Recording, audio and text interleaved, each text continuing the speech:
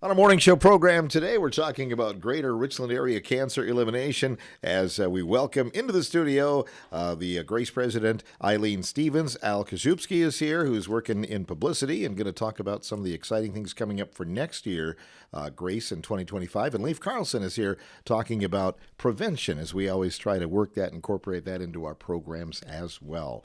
So, first of all, let's start with Al over here in the corner.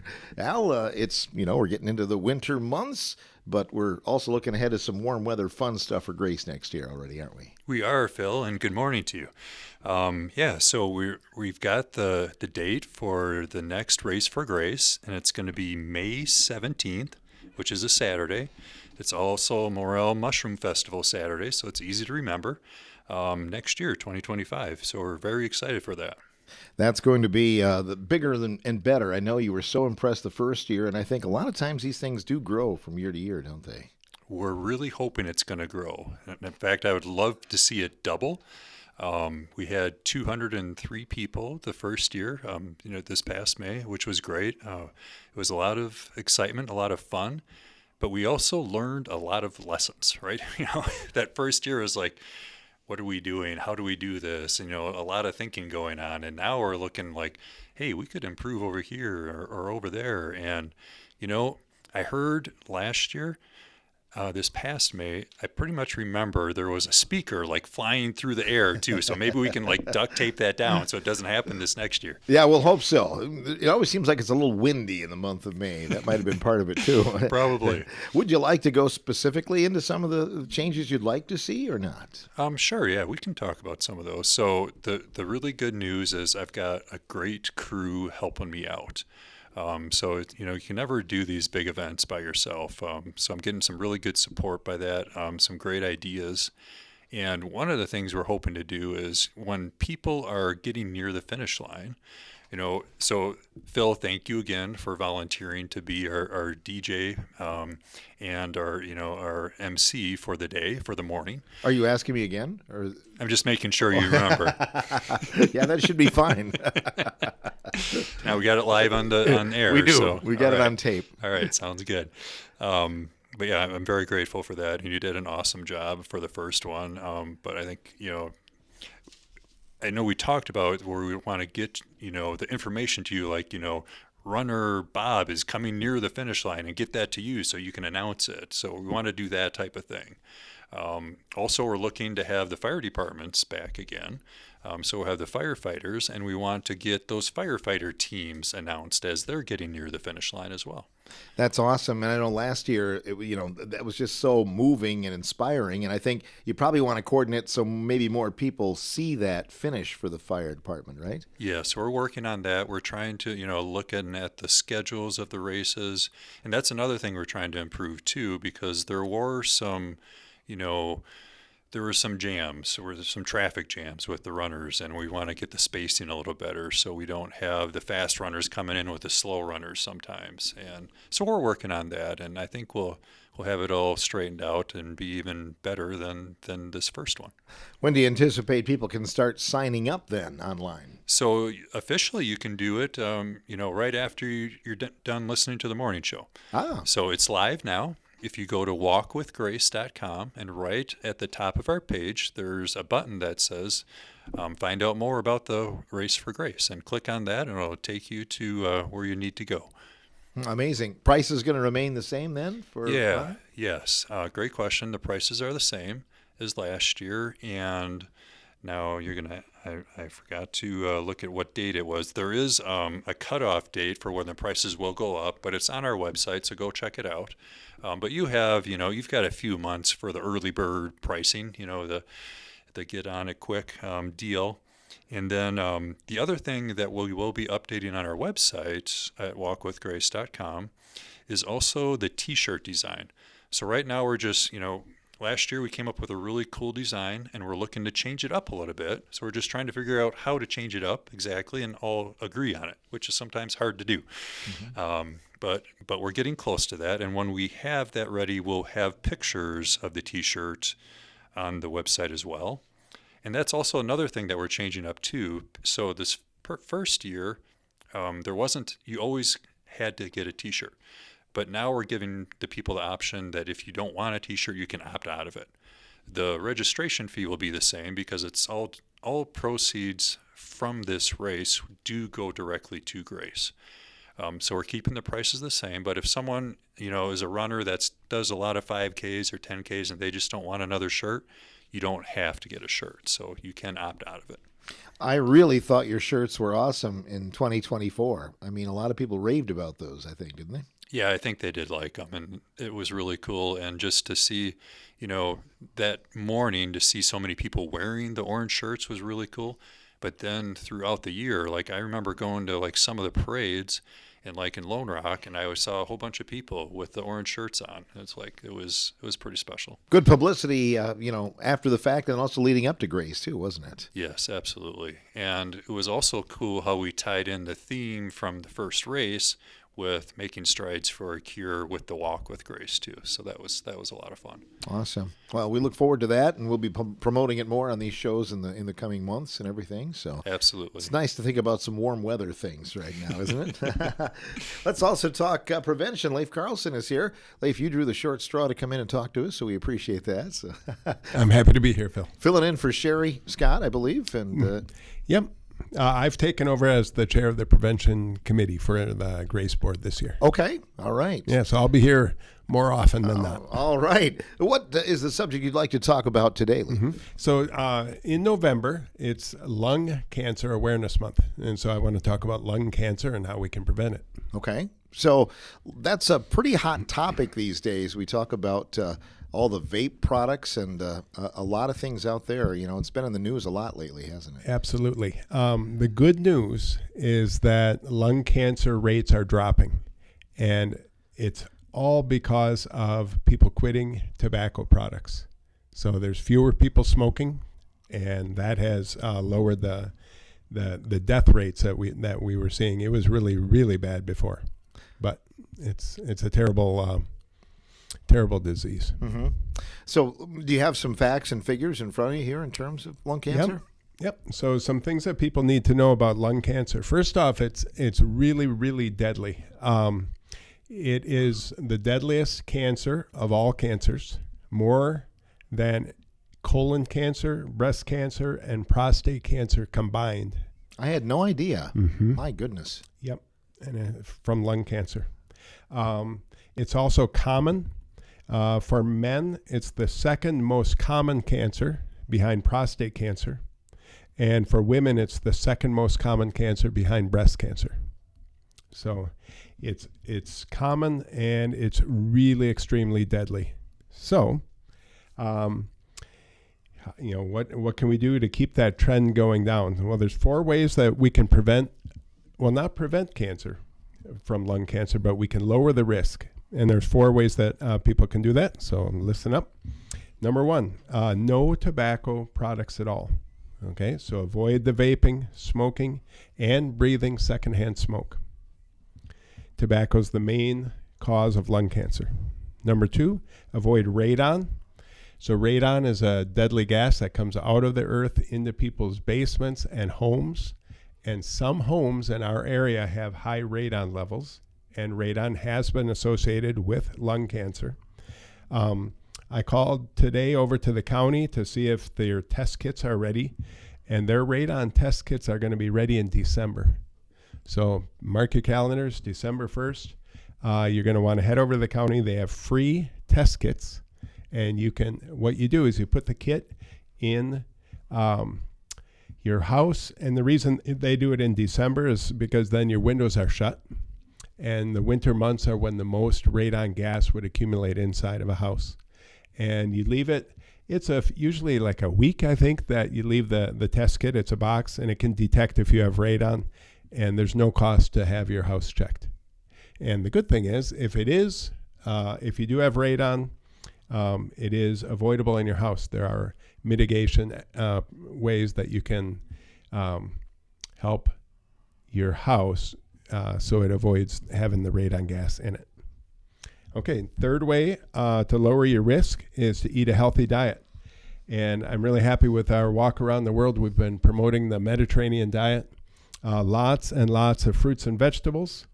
And It isn't for certain yet, but the American Cancer Society says that a healthy diet of fruits and vegetables may reduce risk. And so it's one of their 4 ways of lowering risk. And the 4th is to avoid cancer-causing agents. And one of those is diesel fumes. So if you are a mechanic or you know someone who's a mechanic and they're working inside of an unventilated garage and working around fumes, that is something that they should avoid. So make sure you always have really good ventilation when you're working on your automobile. I'm sure the same holds true for someone, let's say they're a painter and things like that, to mask up and make sure to protect yourself if you can. Yep. All the cancer-causing agents that are on the chemical lists on those, the warning labels, make sure you read those and follow precautions. Yep. I know that, and you mentioned radon too, getting back to that a little bit. We have radon detectors in our homes lots of times, but this would be going above and beyond trying to just solve that a little bit then. Yep. Yeah, this is a test kit. And and you follow the instructions on the test kit, keep it in your house, and then give it back to the county, and they will send it in and at no cost. So anything else you'd like to add on lung cancer? Yep. So I want to get back to the people who are listening who are smokers. First off, I want to encourage anyone who meets these 3 criteria to make sure that you have been screened for lung cancer, and it's a CT scan that is the screening. So there are 3 criteria that we would call you at risk for lung cancer. First off, your age. If you're between 50 and 80 years old, not all people 50 to 80, you have to meet all 3 criteria, but that's the first. Second criteria, you've been smoking 1 pack of cigarettes per day or more. And the third criteria is for 20 years. So those 3 things put together, 20 years of smoking, at least a pack a day, and 50 to 80 years old, put you at risk for lung cancer. The reason you want to get screened is then they can do an early detection. And like any other cancer, the earliest that you can be detected, the better chance you have of surviving lung cancer.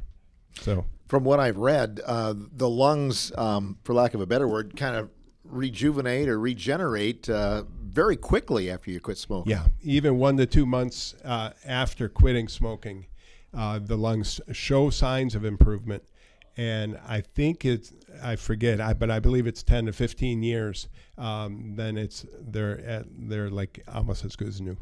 So it's really, really cool. So that brings up then, how do you quit? There are so many resources that I was able to find online, and I'm just going to mention a phone number if you want to quit.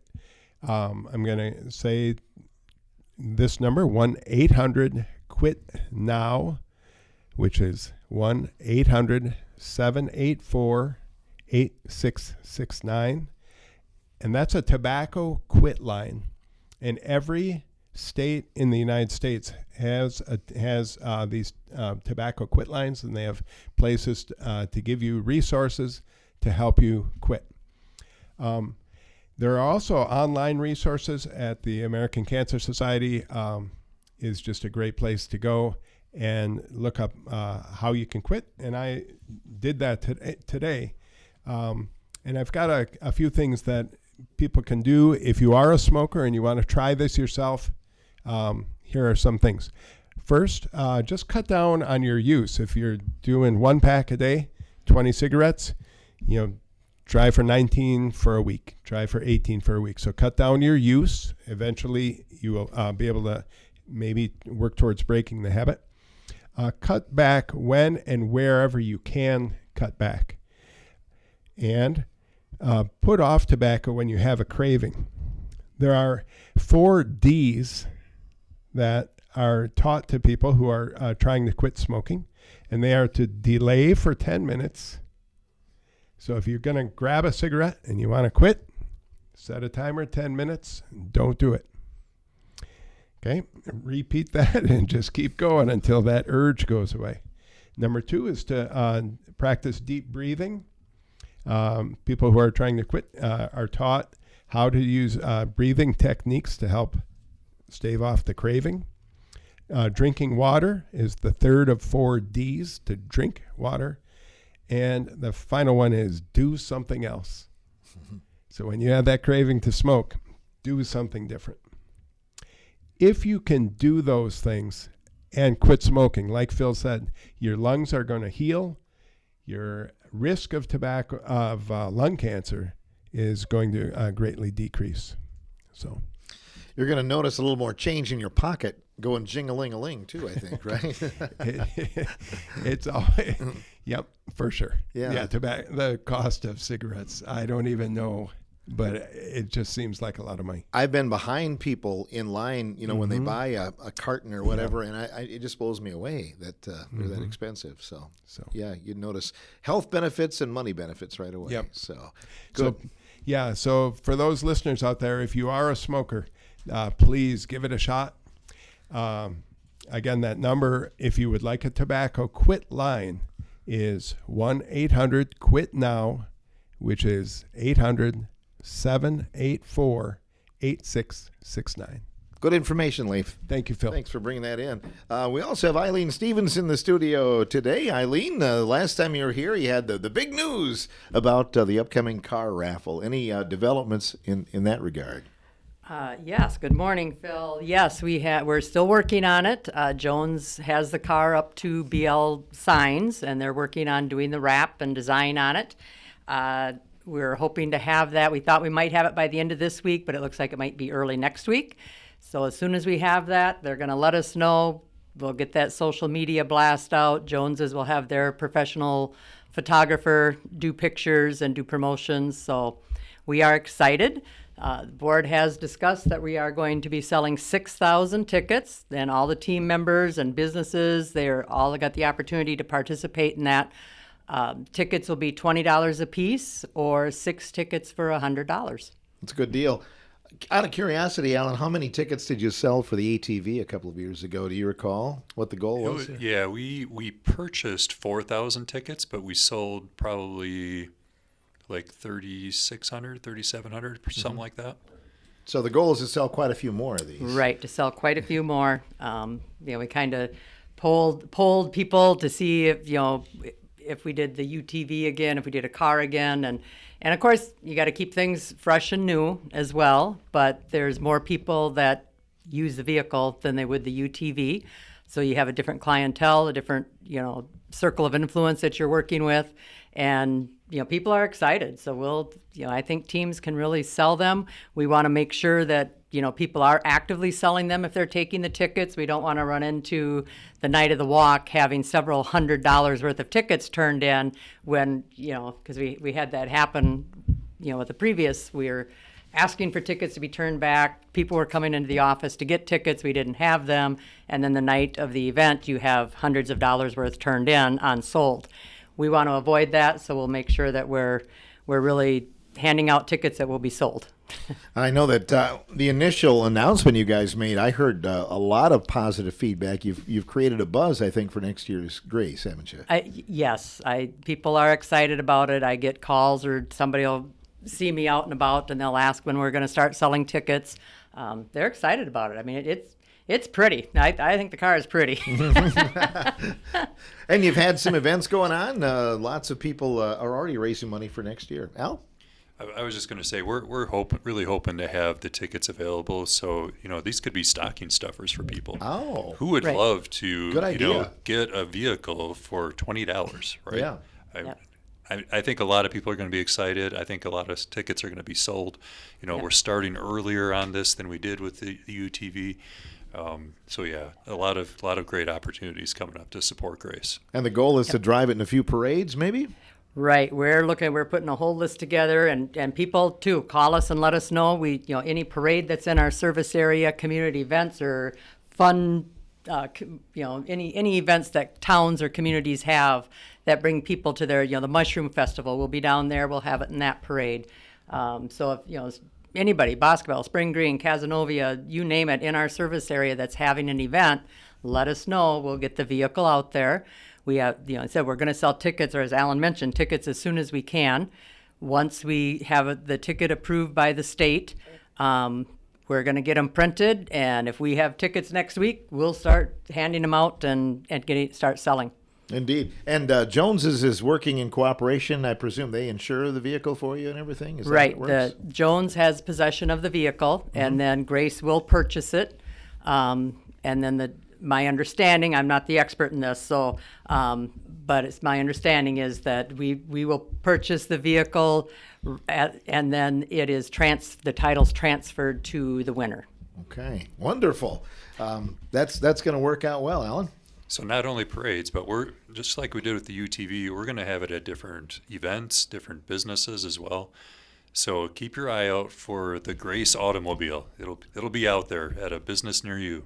It's a pretty one. It's a pretty one. It is. It's a pretty one. The Joneses picked the color when they saw what the logo and stuff like that. Michael is like, nope, it's not going to be white. It's got to be this one. And it really made when BL Design put the design, or BL Signs put the design on, it just popped. It's nice. Then It's of course a the winner. bluish color, right? It's a bluish color. Yeah. Yes, and we'll have that posted hopefully next week. And then the winner, that'd be nice to, they might want to keep the design on it for a while or take part of the wrap off and keep part of it on, whatever they want to do. That's the wrap will be removable for the winner, but if they like it, they keep it driving it. They can keep it on there. That's awesome. You mentioned social media. You're going to be kind of taking a step ahead and kind of pushing that even more in the future, aren't you? Right. I mean, social media, that's a lot of work, and Alan has done a tremendous job on it, but he's got a lot on his plate. So the board did reach out to Adam Hess with Far Sky Media to see if he would be interested in helping us with our social media. He was excited to participate. The board, jumped on and we're excited. December 1st, you'll probably see some changes, and that will be at the magic fingers of Adam Hess taking it over. Shouldn't say taking it over. We're not totally going to let Alan off the hook. You're still going to have some input, though, Alan, right? Probably, yes. Yeah. But we are excited for him, and he does a wonderful job with so many different Facebook posts and Instagram posts for other companies, other organizations, and we are truly excited to have him involved with Grace. We've met with him, we've talked with him a couple of times, and he's excited. So I think it's going to be really great for the organization. Good. We'll come back and talk a little bit more here about Grace. We're going to talk about how to apply if you need to do that. That's when we return with the morning show.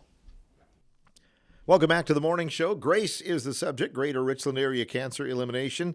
As Leif Carlson spoke earlier, Alan Kaszubski and Eileen Stevens are here as well as we wrap up our conversation. I think one of the first things we want to mention was if someone is listening, how to apply. I don't know if we can say that enough on the air, Alan. Absolutely, Phil. We want to get that reminder out there.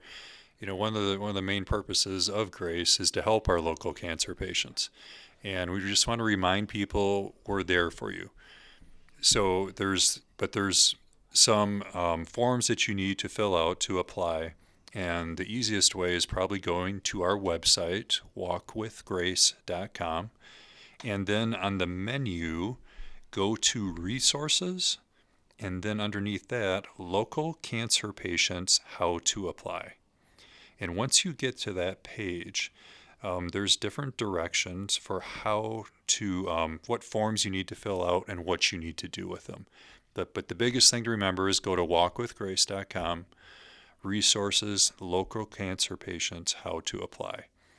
And then fill out the forms, and then you can mail them or you can just bring them into the Grace office. We have our hours out there, but I'll let you know now as well. It's Tuesdays and Thursdays from 11 to 1. And if that time doesn't work out or you can't mail it, you're not comfortable mailing it, you can give us a call and we'll figure something out. Because bottom line is we want to be there for people. We want to help you out. And we know it's not always easy to ask for help. And we just want to be there for you. And just a reminder for people, there's no income guidelines. And if you're getting assistance from someone else already, that's okay. We don't disqualify you for that. The biggest need that you need to be is to be in our service area, which is all of Richland County and the bordering townships. And if you have a question, am I in the service area or not? We have a different area on our website underneath About and then Service Area on the menu that you can see a map and more details on that. And then the other thing, of course, is to have an active cancer diagnosis. So there's some forms for that, for asking for some verification of those details. I know that you can fill it out for a family member, right? You can fill it out for somebody else and ask for Absolutely. assistance in that regard. Absolutely. Yeah. Yep. Definitely. And then we have the other important thing to let people know and to remind people is that we take confidentiality very serious, right? So I've been on the board for Grace, now I'm on my 3rd year, and I don't know the people that we've helped. And unless you've been like an ambassador for Grace, or if someone comes up to me and actually admits and thanks me, otherwise I have no idea. It's completely anonymous, it's completely confidential, and that's one of the really cool things with Grace. There is one person, and she is our local cancer patient coordinator, Joanna Mell, and she is a nurse, and she knows who the patients are. But then once she processes the paperwork, she creates a unique number for that person, and that's how we refer to that case from there on. So when the board votes to approve assistance for someone, we see a number and we never see the name, which I think is really cool. Right. When does the walk around the world for Grace start up again, Leaf? We'll be getting the walk around the world started in January 1st, 2025. Can you let us in on any goals? Where are we walking to this year? We're going around the world again. We're going Around to go the back. Yep. Okay. Yep. And we'll try to get twice around, and we're going to go back to the themed potlucks again of the different countries where we are as we circumnavigate the world. Lots of recipes have been asked for during that time too. Yeah, it's really fun. So Good yeah. education. We'll be doing the potlucks. If people are setting their calendars, they're going to be the first Monday at the community center. First Monday of every month, we'll meet for potluck dinners. Alan brought up a point. He was talking about ambassadors, but I think it's not too early to start encouraging people to come forward, nominate somebody. We'd like to have a strong class of ambassadors again next year, wouldn't we, Alan? Oh, most definitely. Yes. If there's an ambassador, if an individual themselves wants to be an ambassador, or if a family member wants to nominate, I would just ask that they make sure it's okay with the individual that they nominate them to be an ambassador. Having ambassadors is very important, and the sooner we start, the more applications we may get in.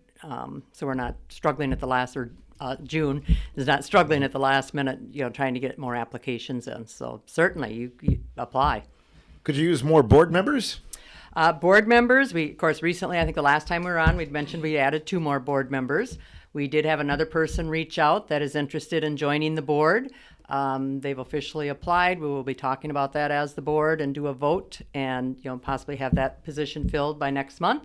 And then just to let you know, we do have 2 more seats open. So we would love to get those filled. With the board right now, they're energetic. They're just filled with ideas. Everybody works together so well. It's growing bigger and stronger. And I just see us moving forward to the strong foundation that was built. So we can always honor that past of what was built, but keep it fresh, keep it strong, and moving forward to keep building it stronger. How often do you meet as a board? As a board, we meet once a month. We meet the second Tuesday of the month at the Grace office. We target 6:30 to 7:30, so we have it pretty structured that we're not consuming the entire evening of people. But if we have good conversation going related to what we're talking about, we may go a little over, but I don't think we've ever gone more than a half hour over, usually 5-10 minutes. But it's good conversation. We keep it focused, we keep it on there, we keep it going.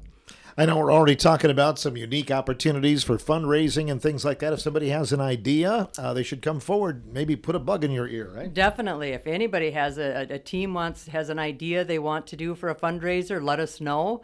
If you have, we were talking about the car and ticket sales, if you know of a place that, hey, our team is going to go here and we'll do ticket sales, kind of keep us in the loop of that too. So we don't want, if it's a small event, having two groups showing up at the same, we want to keep everything positive, everything moving forward. And so the more communication we can have with the teams as to what they're doing, and then we can help promote them too. That's a huge thing, is from the social media aspect. If we have your event, we know what you're doing, we can help share that and get that word out there so you have a successful event. And one of the first next year will be the big race. Alan, could you talk about, is it going to be kind of the same last year? You can walk, run, or you can go all out? Yes, Phil. So we do have several different events for that morning. We have the kids' quarter-mile run. We have a 1 mile run or walk. And then we have a 5K walk or run, and then the 10K run. In addition to that, we kind of talked about it a little bit earlier. In the 1 mile, we're also doing what's called the Firefighters Challenge. And for our first event of doing this, we had 38 firefighters sign up for it. So we're hoping to increase that number as well. And what they do is they have teams of firefighters, and they wear their heavy turnout gear for that full mile race. So it's quite the challenge for them. But the firefighters that participated this past event, this past year, they really enjoyed it, believe it or not. I've talked to many of them. They want to do it again. In fact, one person has already asked me, he's like, when is it going to be? Because I want to make sure I'm not traveling or going to be gone at that time. So really excited, hoping to grow it. I think the word's going to spread, and we're going to have a lot of fun. Great. I feel real secure, too. If my amplifier starts on fire that day, we'll have plenty of people there to put it out. Absolutely, Phil. Yep, definitely. Well, thanks for all you do, guys. Thanks for coming in today. Thank you, Phil. Thanks, Thanks, Phil. Phil. We're talking about Grace here. We do that each and every month here on the morning show from WRCO.